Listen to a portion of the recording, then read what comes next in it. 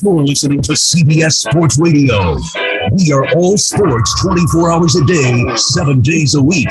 Strong opinions and your phone calls. Expect it here. CBS Sports Radio. Armchair Quarterbacks on YouTube Live. SEC, ACC, and Big Ten coverage like no other. Subscribe and like us today. Your first choice for sports talk live from the First Coast.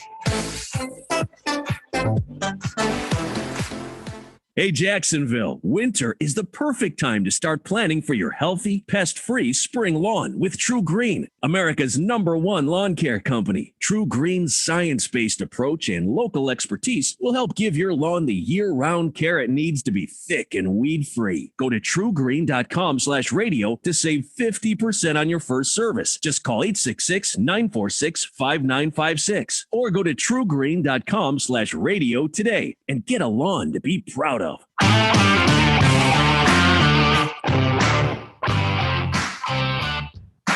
Get your Sunday football morning started off right with the Handicappers on Armchair Quarterbacks YouTube, 10 a.m. Eastern to noon Eastern. Your Sunday morning kickoff show where we tackle your NFL lines out in the desert, a 61.2% win rate over the last 6 years.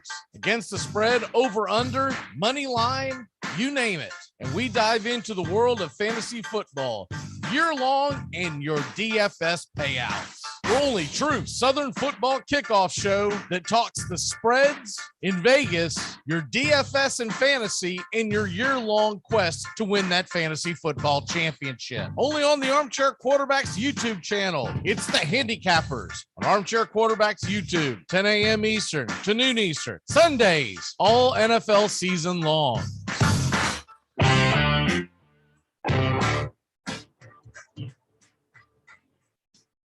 At Jewelers Mutual, we're a little obsessed with jewelry. Obsessed like auctioneers with talking fast. 50, we're going to fit sold. Pop stars with auto-tune. Yeah. And dentists with asking questions. So, how did he propose? After they put their hands in your mouth. Great. Yes, we've made jewelry our obsession for over 100 years. We love it so much, we named our kids Ruby, Amber, and Opal. Venti soy latte for Opal? At Jewelers Mutual, we insure jewelry and only jewelry, which is why people who are also obsessed with jewelry trust us with theirs.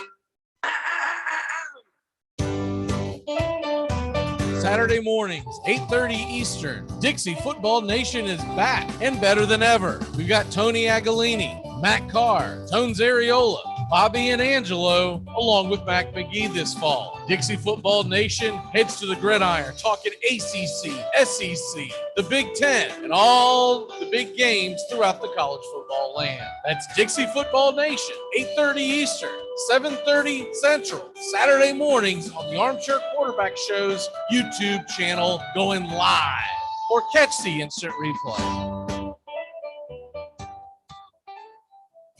Take the road less traveled in the newly redesigned Hyundai Santa Fe. With available H-Track all-wheel drive to help you get off the beaten path a little further together. And intuitive safety features that can help you see what's waiting around the bend. Plus, with generous room for 5 and comfortable available Napa leather seating, you can go for more drives as a family without driving each other crazy. Find new adventures together in the Hyundai Santa Fe.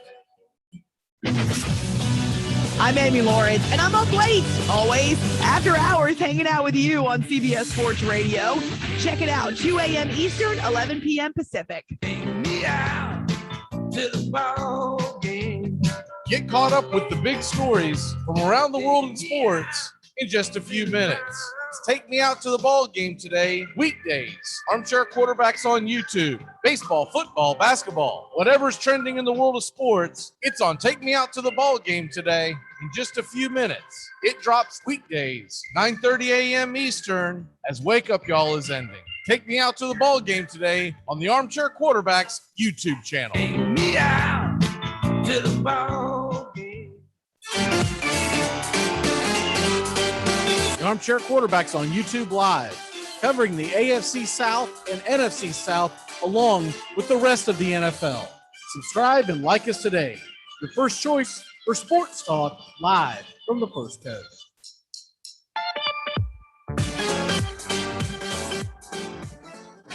CBS Sports Radio, your home for all things sports 24 hours a day, 7 days a week, coast to coast. Great sports talk expected here. CBS Sports Radio.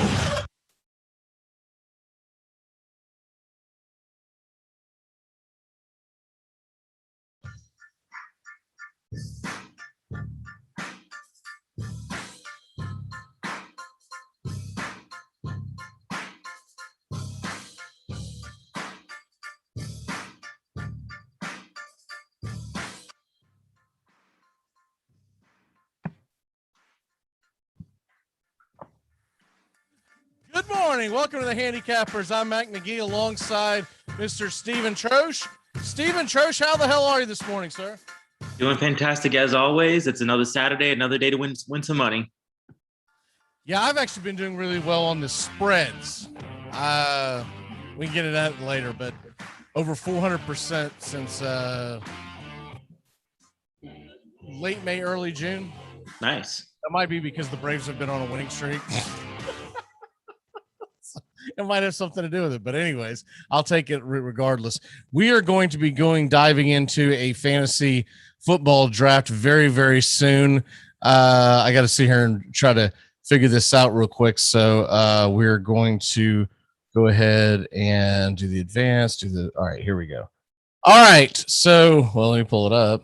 There you go. So we are starting off this draft with Steven with the 1 slot. I'm in the 10 slot. That way we're not on top of each other. And we can explain why we're doing things. This is a traditional snake draft. And we've been doing this every week, getting ready. This is the last live show. I will put some content out for the next couple of Sundays, but this is the last live show as everyone's going to start doing drafts and whatnot. And just didn't want to step on everyone's drafts because I know that we're all in a load of drafts. Mm-hmm. Curious, who did you end up keeping in the keeper leagues? The auction one I kept Antonio Gibson and Austin Eckler for near mid price. So I'm thoroughly happy with that. I think I went only 2 keepers in the other league, and I think I went Chubb and CEH. Okay, so on the auction keeper, what price did you keep them at? Here, actually, I'm on the clock here. I'll make this easy. Christian McCaffrey, he's got the highlight. Like he is the number 1 pick with all the receiving work he has. I mean, it's just there is no one else. But you got to be a psychopath not to draft Christian McCaffrey. Yeah. So I mean, seriously, you have to want to lose is basically where I would stand with that. If anyone goes, well, no, because of this, no, dude, come on. When that dude's healthy and he's rolling, there's no one better. So hands down. No, I mean, I paid about $21 for Eckler and $11 for Antonio Gibson. So that was with the $10 boost. Yep. Okay. So you had 21 for Eckler. Is that what you said? Or yes. Okay. And 11 for Gibson. That's not bad. I know I'll end up keeping. They won't let me do it until I go to do it because I'm the commissioner, so I can't even see that page. It's really weird. They used to have it set up differently where I could go ahead and set mine, but now it's like, nah, dude, you're gonna be the one who's gonna be approving it. So you're on the clock right now. Oh, damn, that was fast. Back to back. All right, so I'm gonna go ahead and I'm gonna go Stephon Diggs. I think he'll have a really big year since they don't know how to run the ball in Buffalo, and seems like a ton of running backs went off the board. So I'm just going to double down on wide receiver to help. This is a 10-man draft. Okay. So I'm going to double down with some wide receiver play, looking at the fact that you get 2 elite receivers. You don't have to have elite running backs. You need to have decent ones, but you don't have to have elite at that point. I mean, that is like the anti-Dave play right there. I've never seen you leave the first round without a running back. Yeah, it's honest. I'm starting to scratch right now. I think I'm gonna break out in hives, but maybe it's got something to do with the fact that I've been feeling under the weather the past couple of days. But I don't know. I looked at it as I'm not the biggest fan of the Jonathan Taylor play, especially not in the first round. I don't mind if he fell to me decently in the second round, but I don't want to waste a first round pick on him. So if I hadn't have gone him, I probably would have went with one of your boys, Gibson or Eckler. And I don't mind seeing what's left at running back once it comes back down to me. It's not a terrible play. And then you also have to look at the fact that if you get two of the elite receivers, then you're going to be outscoring people in those positions every single week. And you don't have to have monster games from your running back. Yeah. So like I'm about to be up here at the round 2, round 3 turn. I got C-Mac as my first pick. Antonio Gibson and Eckler. Actually, the three people are looking at Eckler, Ridley, and Gibson just went. And then Justin Jefferson just went here. So I think I'm going to, first of all, square away my number 1 receiver. I'm going to take A.J. Brown. I'm a big fan of his, even with Julio coming in. I still like you're getting him at still a decent price with him having number 1 receiver overall upside. And so with that, see, this is where it gets interesting here. There's really there is one running back that I'm going to go through and go to and lock that position in. I'm going to go David Montgomery. I do love the value of getting I could have doubled down on receiver there and gotten Allen Robinson. I could have gotten Terry McLaurin, Keenan Allen, CeeDee Lamb. I'm actually not the biggest fan of DK Metcalf. There's actually a lot of rumors there that Seattle could be going back to a run-first offense, which actually would be great for Chris Carson. But no, just getting he can stay healthy, right?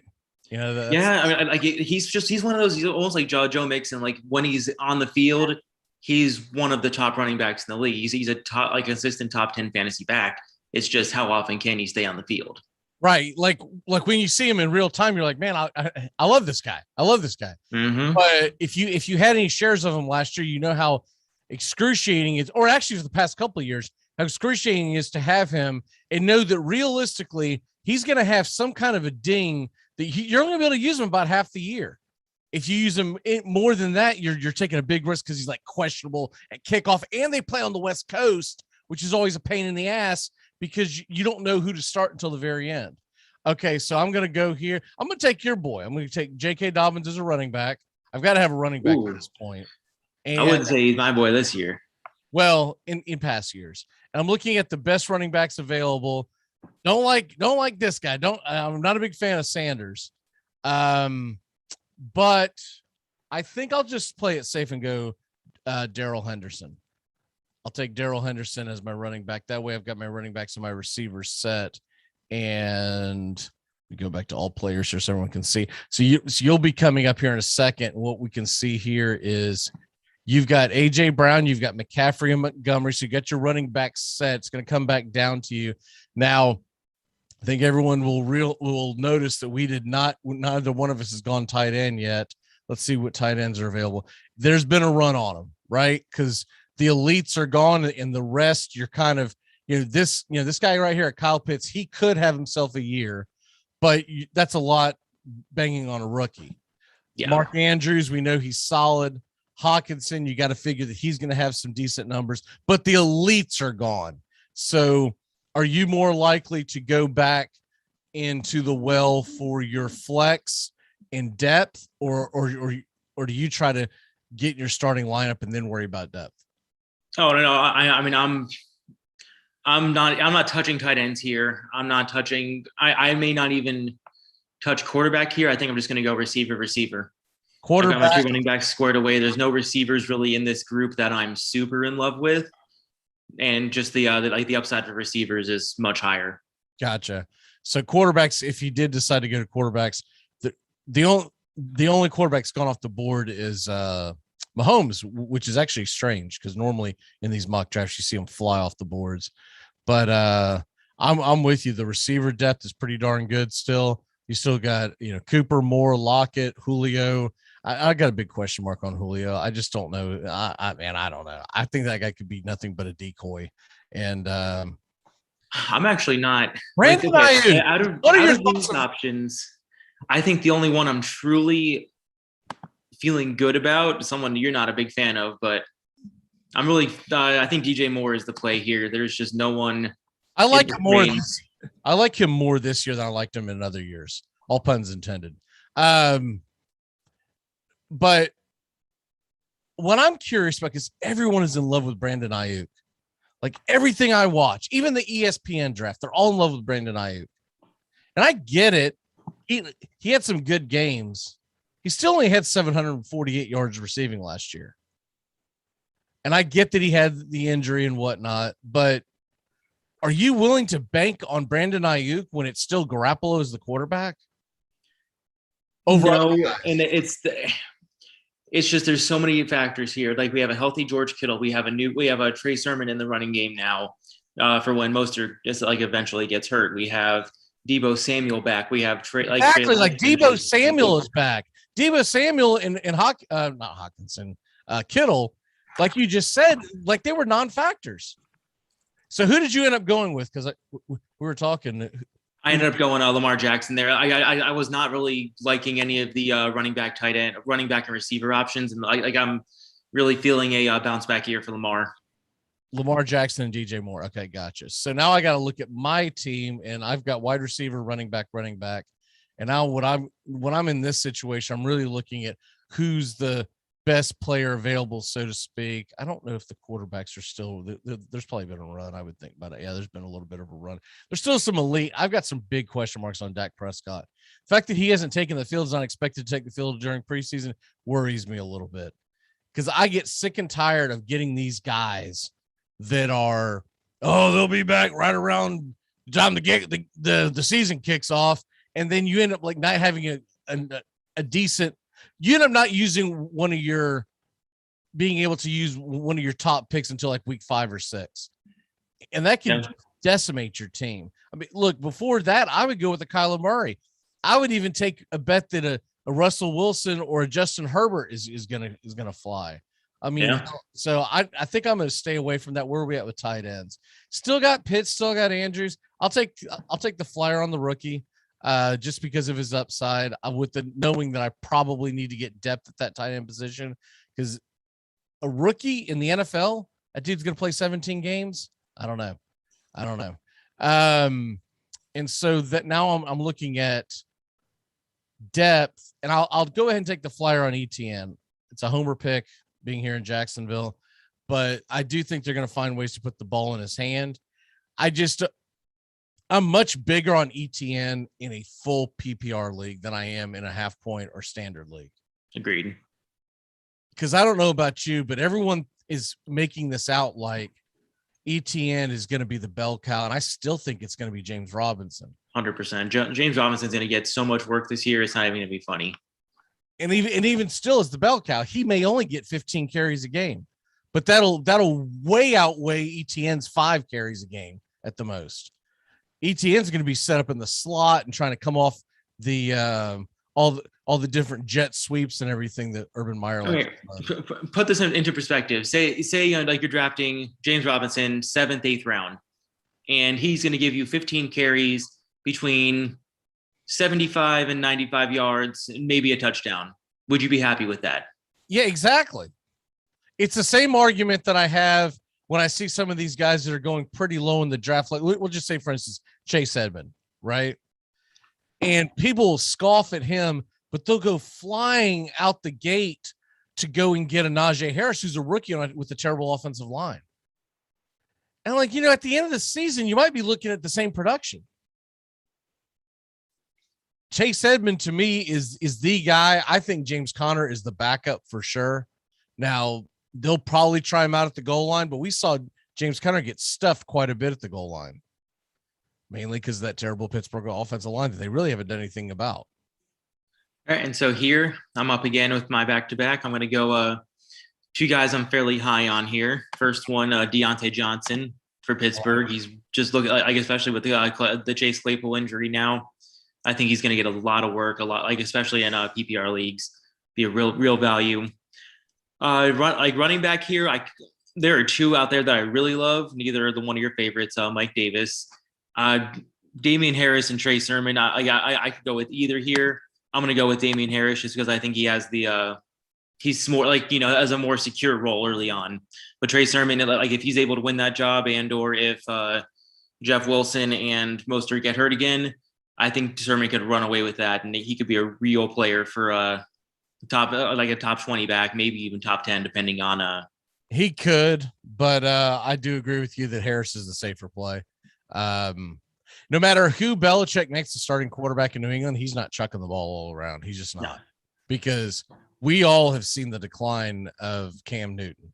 And I'm not saying he won't be the starter and that he won't find a way to be able to manipulate the ball down the field. But the guy is you're not going to win many games if Cam Newton has 30 pass attempts. You're going to try to run the ball, do short out passes, every once in a while chuck it deep on a play action, but that's all going to be predicated with the running game. And this could be a year where New England finds themselves with more than one relevant fantasy running back, like they did in the old days. Remember you would want their bell cow, but you also benefit from having a James White. So crazy stat on James White. I forget the exact time frame. It may have been like the last 3-4 years, maybe 3. He's third in targets over that time span. Targets, catches. I mean, like for running back position. I mean, he truly was a bell cow of a receiver. It's insane. They're all dinks and dunks, and there's nothing flashy about it. But the thing was, not only would he make the catch, he usually broke a tackle, and so his little 3-yard catch usually turned into 7 to 8 yards, whereas other guys in that same role would be dropped, like the Burkheads would, literally get dropped right there at the 3-yard mark. Okay. It's my turn. So I go to right now. I've got everyone filled here, so I can go and see where we're at quarterbacks. I'll probably go ahead and grab one now. All right. I'll take the NFL MVP before I take a rookie.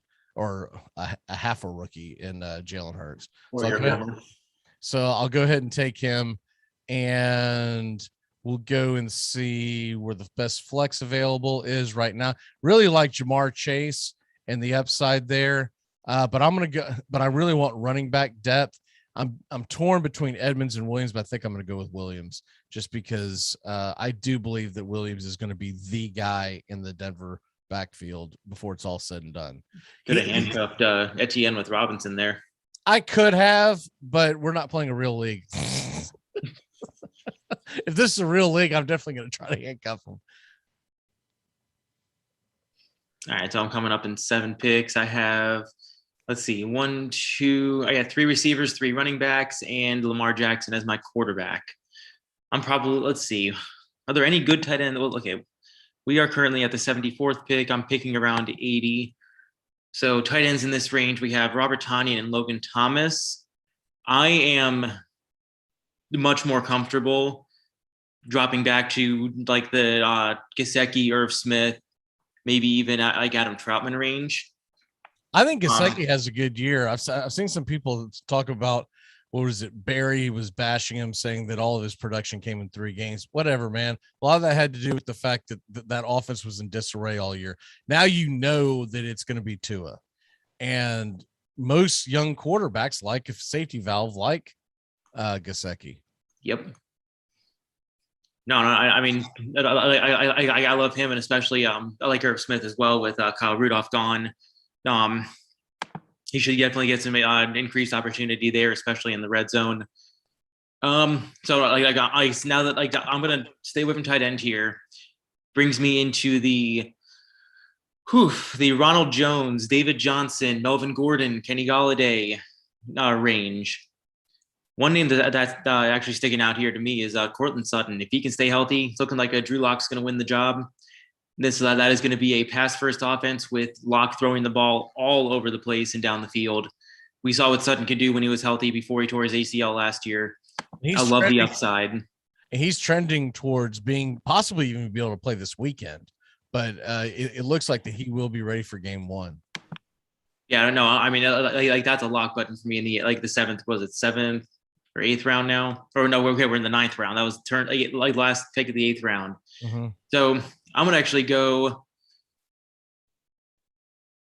So let's see. I like both my running backs are set. I've got 3 running backs. I think receiver is really where we're gonna need to see the depth this year. So I'm gonna go with one of my sleepers, Tyler Boyd. I think he's really being forgotten about in this offense with T. Higgins and Jamar Chase. There's been a lot of concerns with Jamar Chase so far in camp this year. He dropped all of his passes last night in his preseason. T. Higgins too, considering how many balls are going to be in, or how many receivers that they're going to have. Nothing against T. Higgins. I think he's a fine talent. He's going a lot higher than Tyler Boyd. Mm-hmm. I really don't feel like their production is going to be much different. Oh, not at all. And I mean, like kind of going back to what you're saying about Gesicki with the young quarterback, you have Burrow in there and your receivers are a rookie. I mean, albeit he was your college teammate, but a rookie, a second year. And then Tyler Boyd has been one of the most productive slot receivers over the past 5-6 years. I mean, he's still going to be a very, very important factor in that offense. Absolutely. It's coming back to me. And right now I've got, let me see where I'm at. I've got everything full with one running back on the bench, not counting kickers and defense. Cause I worry about those at the end. Defenses to me, even in the leagues like ours, where you score more points, you can find defenses throughout the year that people don't expect to be good, right? Like last year, no one really expected Washington to be as dominant as they were. And so everyone's jumping on the Washington Redskin train or Washington football team train this year, right? But there's going to be another Washington that no one's we're paying attention to. And I can't tell you who it is because it really comes down to how the draft and the free agency and how they all gel together, right? I can give you some guesses, but there's always going to be a team out there that you can stream after weeks like 2 or 3. You're going to say, man, this defense is really playing well. Let me grab them. So that's why honestly, let me check the schedule for them. But one defense I could see being that one is are the Giants. They do have some pieces there. They have one of the best linebackers in the league, Blake Martinez. They've got some talent there. Like if they can, I think there's some real potential for them to break out a little bit. And they're just, I can't tell you how many years I've wasted a high draft pick on a defense and they're trash by middle of the year. And you're like, I really wasted that pick. What the hell was I doing? All right. So it's back to me. I'm going to be looking for a flex. I'm going to go ahead and get some stability with my tight end with Thomas because I've got Pitts and I don't want a rookie to be my guy. I know Thomas will be heavily involved in the offense, or at least he should be. And then looking at the smart play is probably to grab Gordon because I would be handcuffing him, but I'm going to take a bit of a flyer on the rookie Michael Carter. I'm going to go ahead and grab him from the Jets. Yeah, it's a good play. It's a bit of a stretch because you normally don't want a running back on a team that's going to be behind a lot, but he does do work out of the backfield in the passing game. So I like his upside much more than Leonard Fournette and Gus Edwards. I guess I could have. I forgot that I drafted Dobbins. I guess I could have handcuffed Edwards, but at this point, it doesn't realistically matter because I'm going to have still have 3 more picks left, not counting the kicker and defense. I can grab something like that if I really want to, but I don't handcuff a whole lot. I usually like to go see the upside on guys. So I'm like, whatever, man. If the dude gets hurt, the guy who's going to step in probably is going to be nearly as good. So what the hell am I doing over here? So let's see. It's coming up to me in 4 picks. I think now is going to be the time for me to go get a tight end. So let's see. We got top 3 available: Dallas Goedert, Gesicki, and Irv Smith. So this would be. So we got 5 picks. 5 picks away. I'm hoping I can get one of those 3. If one of those 3 are gone, or if all 3 of those are gone, I am probably going to be waiting even longer. Like we see it time and time again. Tight ends just pop out of nowhere. Like Logan Thomas last year, coming into the season, who raise your hand if you thought Logan Thomas would have been a top 10 tight end. Right. Exactly. And I mean, I looking at Noah Fant. What's your thoughts on him this year? I think it's just dependent on how good Locke is. I mean, we know there's going to be some volume. There's going to be plenty of volume for Sutton and Judy. It just depends on the connection with Fant. I mean, we've seen, they've looked good in the past, but. All right, so actually, let me just stop there. I got all 3 of my tight ends available. So I'm going to actually go. I'm going to go with one of my sleeper one here, Irv Smith. I think he's got the most clear-cut path to volume. Gesicki still has Shaheen and Smythe to work with there, plus all the receivers. And then going here, I think I'm going to get another running back. I've seen like I went receivers the last 2 picks. I'm between James Conner and Zach Moss here. I don't think I can go wrong with either. I'm going to go with Zach. I'm going to go with James Conner, though. I think he has the more secure role. I think Zach Moss could break out, but I think Singletary is more of a threat to him than Edmonds is to Conner, or to his role at least. Right. That whole mess in the Houston backfield, I'm trying to stay away from that damn thing, because I think they're all going to eat each other's lunch, and they're all going to end up with like 4 or 5. I saw an article a couple of days ago where David Johnson is accepting it, but you could tell he's a little depressed that his role is going to be diminished. Oh yeah, because he had a pretty good year last year. I know they stunk, but he had a pretty good year. And if they don't bring in Philip Lindsay, you're loving it. You're loving him as a deep pick. But because they brought in Philip Lindsay, it's such a crapshoot. And look, they might get halfway through the year and realize, all right, this was stupid. David Johnson did such a good job. Let's go back to him. But you waste a draft pick on a guy, and hell, you may not keep him around because you've lost patience. Zach Moss to me is interesting because I do think he is the better of the running backs. They don't commit to the run. Exactly. They always say they're going to, but they don't. Well, it's that, and in Arizona, James Conner most likely is going to be the goal line back. I mean, Kyler Murray is not going to be consistently rushing in between the center, like in between the guards trying to get in. In Buffalo, you have 6'9" or 6'8" Josh Allen, who is their goal line back. I mean, that's also one of the biggest things. I mean, even if Zach Moss does get the work, how high is his ceiling? Is he going to get that kind of work? It's coming to me now, and I think I'm going to double up on receivers because I have no receivers on my bench, which could be an issue. So I'll go ahead and grab the number 1 receiver in Houston, even though we don't know who the hell is going to play quarterback. So this could be a wasted pick. But the other one, I'm kind of torn because I think Will Fuller's the most talented. I think Antonio Brown's got the best role, but I think DJ Chark could have the highest ceiling because realistically, he's still the best receiver on a team that's going to be losing a lot. So I'm going to go ahead and take DJ Chark, even though it's against my better judgment, because the dude can't stay on the field. And that's a big issue. It's I felt like he gave up last year. And if he has that same kind of mindset against, playing under Urban Meyer, that'd be the old, NFL joke, not for long, baby, because Urban Meyer's not going to put up with the guy who's half-assed, and I feel like he half-assed it last year. Yeah. What's your thoughts on Chark? Chark, I mean, I've got him in a dynasty league. Like in 2019, we saw his potential. Oh, he's phenomenal. It's just, can he stay healthy? Is he going to have that kind of connection with Trevor Lawrence? And is Jacksonville going to run an offense that's going to be compatible with his play style? I mean, he's more of a deeper style receiver. And they brought in they drafted Chenault last year, who's more of an underneath guy. They drafted Etienne, who's going to be more of that underneath Curtis Samuel type guy. Is the offense going to be tailored to Chark's skills? Is the main thing. I know one thing. I cannot wait for the drafts. Oh yeah. Is that one in Nashville an auction draft or just snake?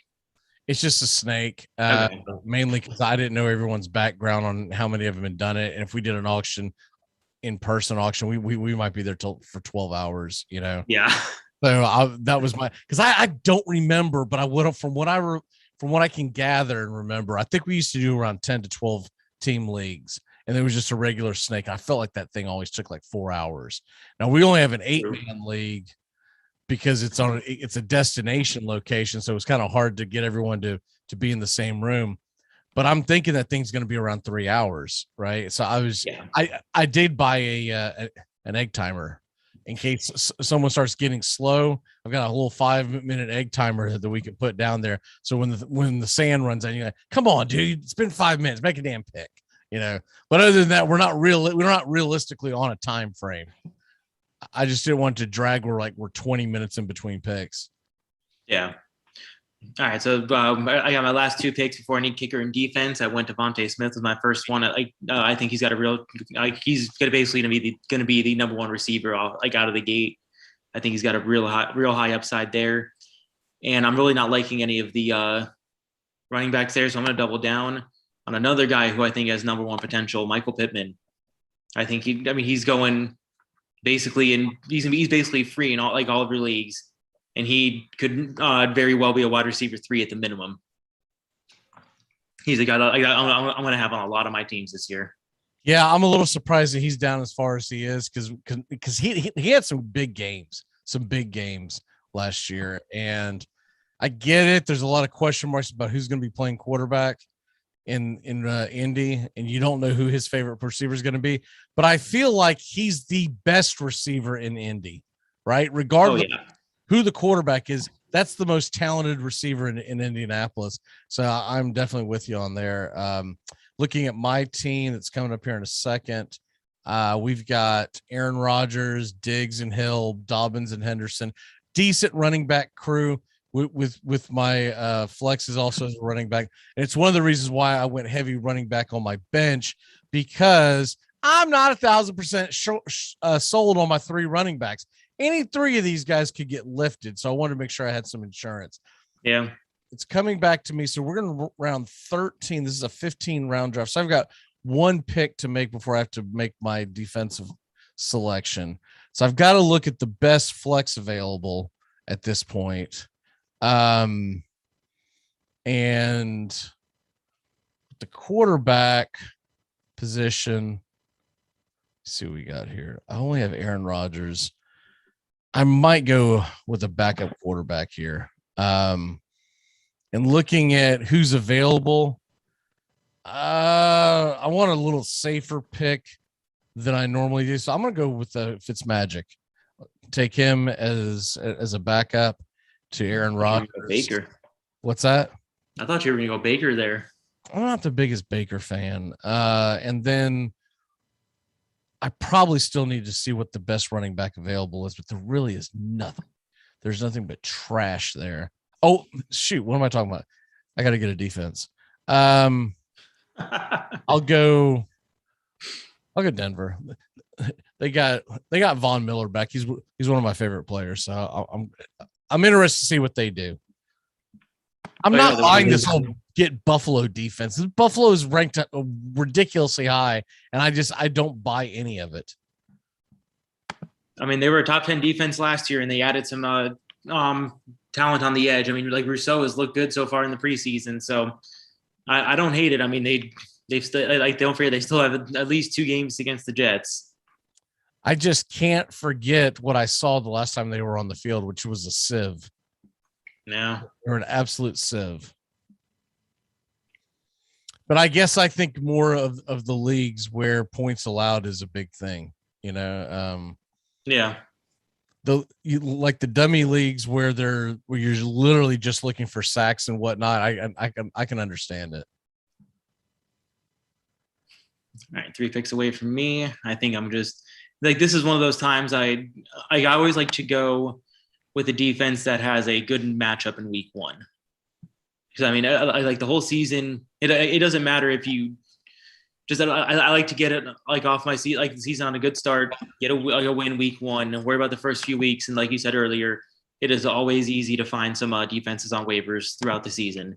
So with that said, I'm gonna go the New York Football Giants as my defense. They get the Broncos at home. You know, Drew Lock may be throwing the ball 50 times a game, and that could mean 4 interceptions. So I'm going to take advantage of that. And then kicker, I'm just going to go with best available here. I'm going to go with a team that probably will get down the field a lot, but won't be able to score. San Francisco, Robbie Gould. I think that wraps up my team. Dave, you got one more pick left. I think yeah, it's just a kicker. We can what we can start doing now is looking at everyone's actual team. So let me see here.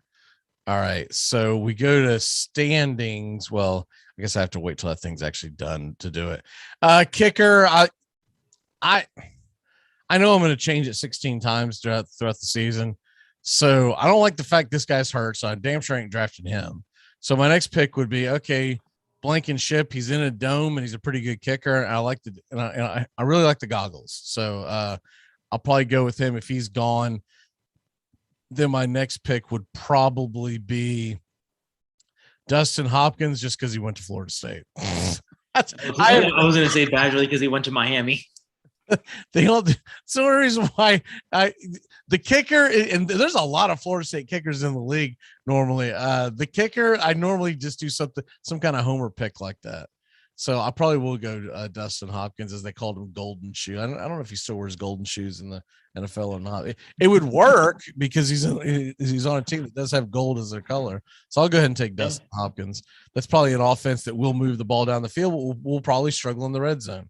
So if you look at standings, and this is the projected standings of the way the teams fall. Now, one of the things you have to keep in mind with this is if someone went out there and drafted 3 quarterbacks, they're going to be heavily in front of us, right? Yeah.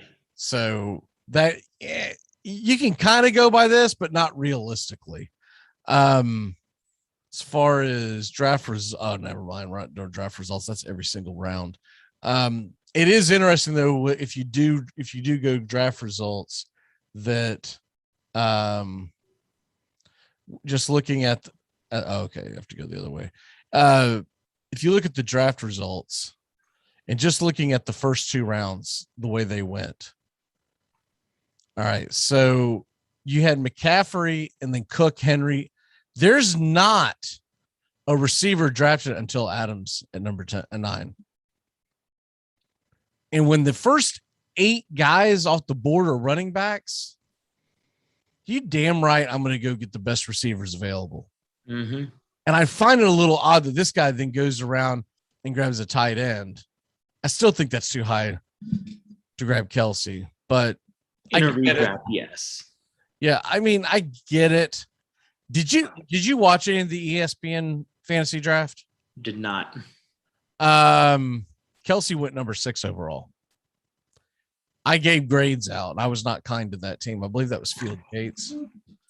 He drafted Kelsey number 6 overall and then didn't draft a running back until the 5th round. He was probably paid to do something, some kind of like 0 running back thing for that show. He went tight end, and then he went 2 receivers in his flex. He might, I don't know. I don't have it in front of me. He might have went running back in the 4th round, but I know for the next 2 picks, he did not go running back. So he just thought that he was like beating the system or whatever. And the whole time I'm watching this, I'm like, dude, are you trying to win or are you trying to lose? What the hell are you doing here? Because it made absolutely no sense. Oh, wait a minute. I do have it in front of me. Let me go ahead and stop the share here so we can get back to okay. This is what Field Yates did.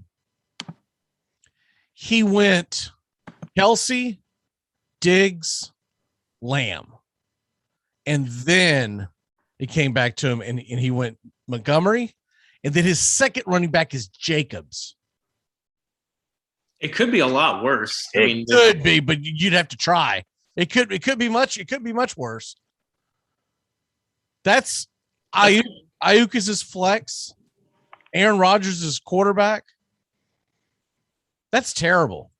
I've seen much worse drafts. I mean, it's not that bad. When you compare that to Stephania Bell, she has Derrick Henry, the Najee Harris. I gave her the benefit of the doubt, but I'm a little skeptical on Harris. And then she went Kittle. And trying to figure out about someone who can't stay on the field. Yeah, I'm trying to figure out she went Robert Woods, which is solid in the 4th round. Yeah. Mahomes in the 5th, which I thought was a huge get in a 10-man draft because Josh Allen went before him. Like basically with Mahomes, you're assuming like if you're drafting him that high, he's going to hit his ceiling every single week. And that's just way too high of a price to pay for me. Yeah, that's the thing. Is it? Will he put up the most production of a quarterback? Yeah, most likely. But is it going to be that much different than what Josh Allen, and you'll grab like what 3 or 4 other names. Yeah, that's my point. Over a calendar year. I think you shoot yourself in the foot if you go Mahomes. Every once in a while, I'll get goofy in a draft. I go, screw it. I want my team to look totally different than any other team I have, right? And I'll go and do something like that. I'll go and I'll draft like Mahomes, and I did one earlier this year because I'm in an ass load of drafts, and there's one where I was the 14th pick in a 14-man draft. And so they went straight running back. And when I say straight running back, I mean every damn pick before me was the running back. And I was like, well, no, I'm sorry. Devontae Adams. But other than that, it was all running backs. So I had the bottom pick. I said, screw it. And I went ahead and I went and grabbed Tyreek Hill, and I grabbed Kelsey. Okay. It goes up, it comes back down. They are going nothing but damn receivers at this point. So it comes back to me, and I went back and I grabbed, and I said, you know what? I'm just going to do something different in this league. When the Chiefs go off, I'm going to be hard to beat. So I grabbed Mahomes. So I have all 3 of them. And then this was back. This was about a month or so ago. So this was back when there were still a lot of question marks around, receiving cores and whatnot. Yeah. I ended up with what's his name?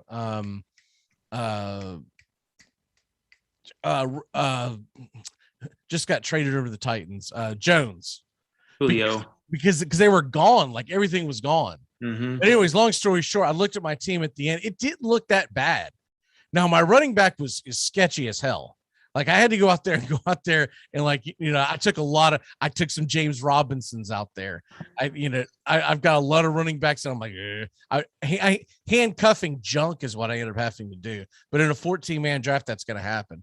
I had to handcuff the 2. I had Lindsey and David Johnson because the running backs were just gone. But they have no receiving cores, and just. I don't know. When you sit there at the 14th pick, you can't follow the leader, because if you follow the leader, they're going to dictate. What good does it do you have the 12th best running back and giving someone else the second best receiver? Mm-hmm. So, but that's what I went with. Projected scores and whatnot. My team's like right there at the top, but who the hell knows what's going to happen? If Mahomes breaks his ankle, then my entire team's trash.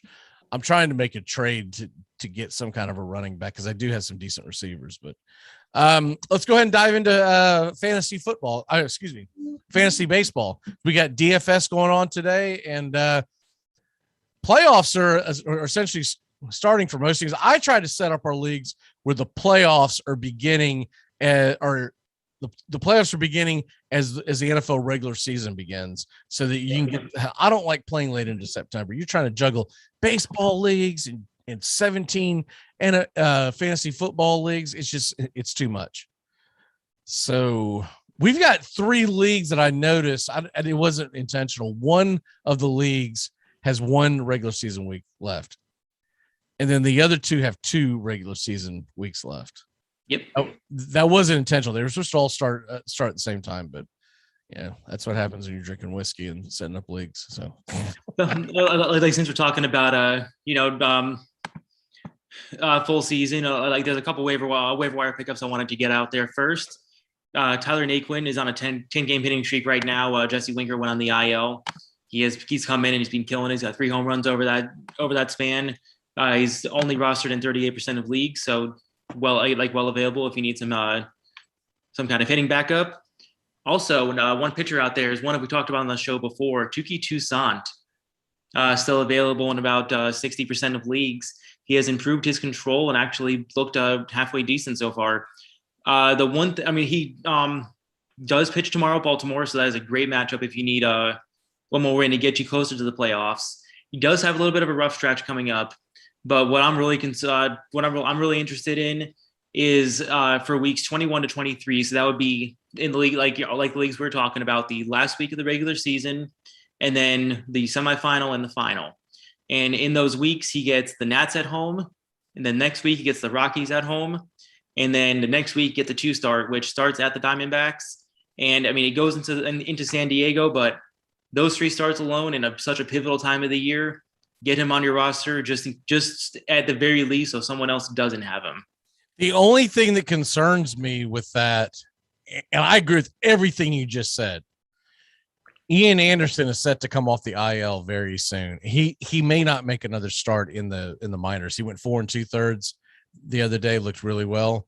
So when he comes back, what does that do with the rotation? I am in favor as an Atlanta Braves fan of going to a 6-man rotation. And if that happens, then everything you say is great. But if they stay with a 5-man rotation, Tukey could be the first guy that goes to the bullpen. That's the only thing that concerns me about this, because he's got bullpen experience. And no matter what these idiot Braves fans on Twitter tell you, they're not going to send Drew Smiley to the bullpen. He's pitched way too well over the last 2 months. Obviously, it's not going to be Charlie Morton. It's not going to be Max Fried. He just pitched a complete game shutout last night.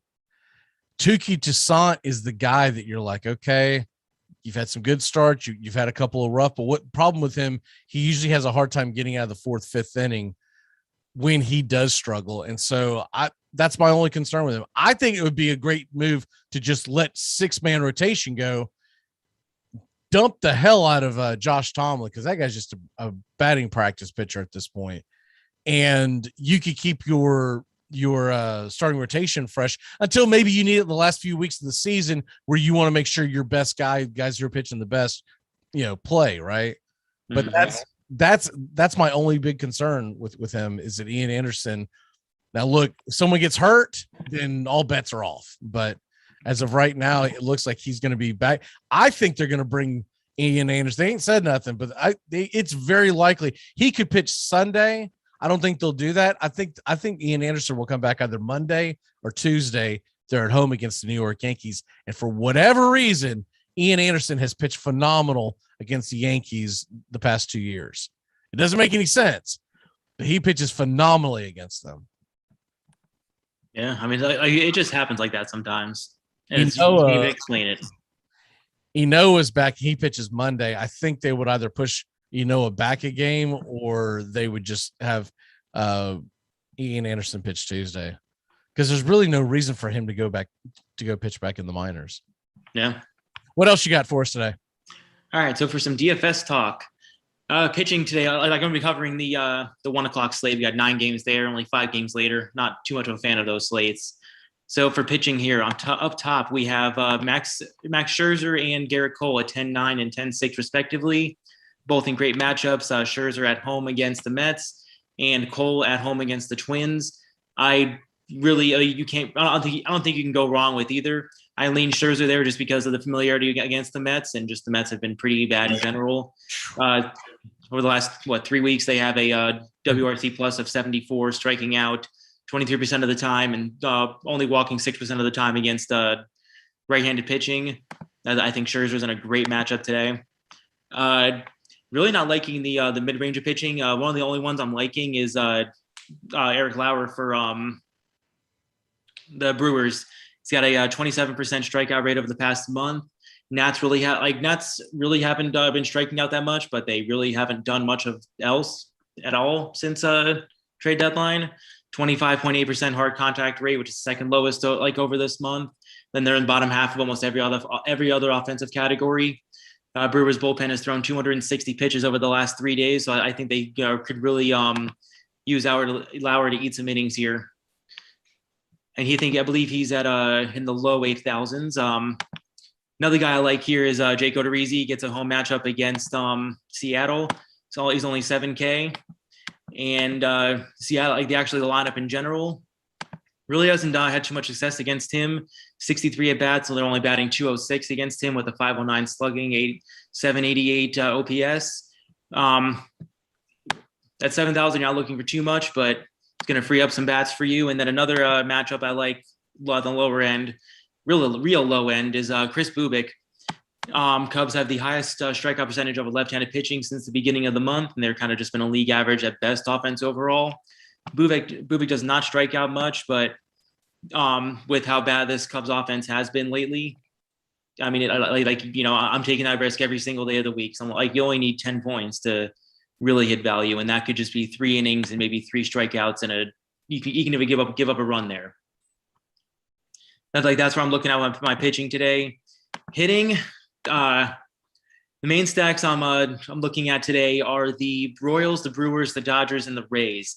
And actually, like the surprise stack of the day, the sneaky one, is the Detroit Tigers. Since the beginning of the month, they have been the best team against left-handed pitching. They're facing the Blue Jays today in Buffalo. That park has played pretty well. It's a very, very hitter-friendly ballpark. They're facing Ryu today, who, I mean, over the past years, he's been a Cy Young candidate pitcher, but has not been up to what not been that good this year. He's shown some flashes of a strikeout upside, but has not been anywhere near consistent, and he's been giving up a lot of hard contact. Tigers do strike out a lot, second most over the past month against left-handers, but that just like with how good they've been the rest of the way, even like there was 4 runs last night. I think they still have a real high potentials, but like starting off with Robbie Grossman up top, Jonathan Scope been hitting really well as well. Another team I'm really high on are the Tampa Bay Rays. Nelson Cruz has just been an absolute thorn in the side of Dallas Keuchel over the years. 57 at bats, he's got 18 hits, 6 home runs, batting .316 with a 1.052 OPS. And then just in the rest of that lineup is actually out. So Nelson Cruz is leading off. You got Randy Arozarena batting second, who also crushes left-handed pitching. And then at the bottom of that lineup, probably my favorite stack of the day is going to be the 2 of them. And then you can get Mike Zunino and Manuel Margot at the bottom at 7-8, who are also very, very good against left-handed pitching and at a very affordable price. A couple other hitters I like are Trey Turner. He's very just one of the best against left-handed pitching. Facing Rich Hill today at home. I like if you don't want to spend up for that, I like Bo Bichette as a pivot. Another one is Luke Voigt. He is on an absolute heater right now, batting 6th today, and he's only 3.3K. And then Schwindel for Chicago has been tearing the cover off the ball, batting .325 since he's been called up. Only 12% strikeout rate, and only 2.6K today. I do like Bubik, but Schwindel has just been too good since he's been called up. That price range is great, and the wind is blowing out a little bit of Wrigley, so we could see a lot of offense there if things go the right way. Couple of things that I'm keeping an eye on as far as the injury front. First of all, it's just starting to look more and more like that. A, we're not going to see DeGrom again this year. No. And B, they just transferred him to the 60-day IL, which means that best case scenario, he comes back in the middle of September. If they're going the way they're going and the season's over, why the hell bring him back? No. And then the other thing is, I noticed that Trout finally started doing some running in the field, but I'm starting to wonder, like, is he even, first of all, if he does come back, is he even going to be able to be relevant in our playoffs? In other words, is he going to play in the next 3 or 4 weeks? And he's going to have to probably go to some kind of minor league stint. I would think he's been out so long. So if he does get activated right before, or right in the middle of your playoffs, and I'm saying in a non-keeper league, are you going to roll that dice and put him out there? Let's say it's the last week, championship week of the season. He's finally coming back, and you're going to drop a guy. We'll just pick a guy who's been doing pretty good, but he's not a superstar like Trout. I'd be a little leery of leaning on Trout going into the playoffs in a non-keeper league. In other words, you're not dropping Mike Trout in a keeper league. It'd be insane. But in a non-keeper league, say you got a guy who's been playing pretty well. Let's say Schwarber heats up again. Okay. Then you're going, I don't know, man. I dropped this guy and I put this guy in. What the hell am I doing? That's going to be, it looks like Mookie Betts will be back soon, but that's going to be a conundrum for a lot of teams. Like in our dynasty league, I'll have to start him because I'll be like, I'm not going to drop Mike Trout. This is stupid. And I can't carry an extra player for no apparent reason. But if the rest of my outfielders are doing well, I'm going to kind of be pulling for him not to come back because I don't want that conundrum. No, it's definitely gonna be a hard decision, but it's one of those things. Like unless they come out and explicitly say he's not going to be playing full time, like he's going to be just splitting time and just kind of getting some at bats in. You don't sit Mike Trout. He's one of the like at this point he's looking like he's going to go down as the best player in the history of the game. Like we saw with Tatis, he was out like the second time this year. Everyone was worried about him. He comes back, it's 2 home runs in his first game. You don't sit superstars like that. If they are back and they are on the field. Yeah, the championship is on the line, but like at least me, I would be more pissed at myself if I left Trout on the bench and didn't activate him, and he went off for 45 points. And even say in your example for Schwarber, say he goes off for 30, does me well. I'm still going to be pissed and regret that I didn't activate Trout. What if it's someone a notch below that? Let's say it's the final week of the season, and I'm not even looking at their schedule, but we'll just say it's the final week of your playoff season, and Trout's got like a daunting task, right? Like he's going to go up against some really good pitching, and you've got a Brian Reynolds, okay? Mike Trout. It's going to be tough because hitting comes down to timing, and if they're rusty, it's going to be tough. I know exactly what you're saying, and I probably let's put it this way. Week 16 for, past years in fantasy football, Derrick Henry comes back after being out for 8 weeks, and he gets to face Pittsburgh defense. You don't have many other options at running back. Are you starting him? But what if you have a decent option? It's hard to use this year because we don't know, but let's use an example from last year. Let's take would you start Derrick Henry coming back against the Pittsburgh defense, who may be on a pitch count, right? And would you start? Okay, assuming no pitch count. Okay, assuming no pitch count, he's going up against Pittsburgh defense, or are you starting James Robinson against not someone terrible? We'll say a decent defense. We'll say like Denver. Okay, that's a tough call. Because especially you also have to look at what does the team have to play for. Angels have nothing to play for, right? This is typical Angels baseball. They now have two MVP candidates every year and will never make the damn playoffs. Mm-hmm. But that is a tough call. And I totally see your argument. And that is where everyone's going to side with that. But what if you're going up against a buzzsaw? And you're like, dude, if I go out there and lay an egg with my running back, or I go out there and lay an egg with my outfielder, I don't know what the hell to do. Like I said, me personally, I will always be more pissed at myself if I try to get too cute instead of just playing the guys that I drafted originally to win me the league. I could have 2 guys coming back at the same time. This is a perfect example. 2 guys coming back around the same time, and I got to start one of them. Jesse Winker and Mike Trout. Which one are you going with? Because Winker's had hell of a season. And what if Winker comes back like a week or so before and he's hot? I'm going to have a hard time putting Trout in that lineup. That's also a much different decision. He's been a top 15, top 10 outfielder the whole season. Okay, but Schwarber was really hot, so you could put the argument for Schwarber. How crazy is it now that Tatis is now eligible for outfield? Which would have done me wonders if what's his nuts could have stayed healthy. Mondesi, that guy's a waste of space. The first time Tatis got hurt in my big dynasty league, I was crying because I didn't have a shortstop, and now Tatis isn't even a shortstop anymore. He still has the shortstop eligibility, and it'll carry over to next year. No, I know, but still, it's like. Well, what if they fall in love with him out in the outfield? Don't put him back at short. That's gonna suck for fantasy value, because what makes him so damn unique is that he's getting you ridiculous points at the shortstop position. Oh, I know, but I mean, like there are multiple shortstops. I mean, not to his level, but I mean, like you have Bo Bichette, you have Trey Turner, you have Corey Seager. When they're healthy, they put up those kinds of numbers. The steals I think are what sets him apart, not from like Trey Turner, but I see like it wouldn't drop. It doesn't drop him out of the top 5. And you are in a dogfight with Rocky Top for the Rotisserie League now. I know, he caught me. I remember you telling me back in on Memorial Day weekend. It's over, man. It's over. I was like, really? It's like we were like 5 weeks into the season. What's he talking about? And sure enough, Rocky Top, that son of a gun doesn't mess with his lineup. He literally doesn't mess with his lineup. He's made 3 moves all year long. I think I'm only like 25. Like you're at like 96 or something. Oh yeah.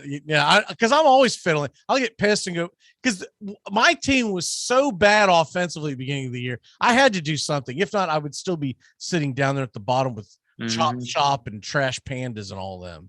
So I had to do something. Yeah, I had to do something. And so I'm in 3rd place, and I'll be happy if I stick with 3rd place. And if I sneak in above that, that's great. But I'll be happy with that. Because it took me a lot. Look, I ain't gonna lie. One of the things that got me from point A to point B was Joey Votto. Joey Votto has been a godsend, and Schwarber got hot. DJ LeMahieu finally woke the hell up. I can't believe he sat out there on the waiver wire as long as he did. I dropped because I was pissed at him. Yeah. My problem is I have too many soft hitting players. And I've got to address that next year. But like Yuli Gurriel, he'll get you good other in other positions. I mean, in other categories. But dude, that guy's just a freaking weak slap hitter that occasionally runs into a home run. Mm-hmm. The third baseman drives me nuts. If it wasn't for Joey Votto, I'd say Joey Votto, Willie Adames, and Kyle Schwarber are the ones that are carrying my team. And that's a little ridiculous when you consider how many names I have. I mean, Aaron Judge, but you never know if that guy's going to be in the lineup. Austin Riley's been good. But Corey Seager just came back. It was kind of ironic how he came back the day Trey Turner got traded to the Dodgers. I'm healthy now. I can play now. Where the hell were you for the first three months? I guess it's time to get out of here, brother. What is your walk-off for the day? Walk-off for day is if you're making multiple lineups in DFS, throw some Tigers and throw some Royals in there. I think both of those offenses are going to put up some runs, and nobody's going to be using them.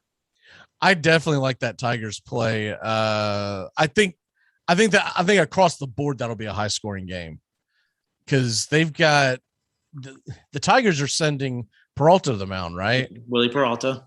Yeah, and he's had some good games, but yeah, I don't think he's going to. I don't think in Buffalo is going to be, or in Toronto is going to be one of them. That should be a shootout. All right, brother. We will see you on September 12th. I guess will be the next time. Actually, Saturday. Well, like next Friday for the After Dark draft. Oh, that's right. The After Dark draft. I can't wait for that thing. That's going to be so much fun. Yeah, Matt Carr's made a terrible decision, and he is going to be at a barbecue. It's like a competition barbecue after they've played poker. And he's going to try to draft that night. And he's never done an auction. Yeah, like I'll have Brian there. Like I'll be texting him throughout, telling him what to do. All right, brother. We'll see you Friday. All right, have a good weekend. We will be back on Monday, and the Handicappers will be back next Sunday, but it'll just be in a different format. We will be starting every Sunday at 10 a.m. for the rest of the football season. We shall see you.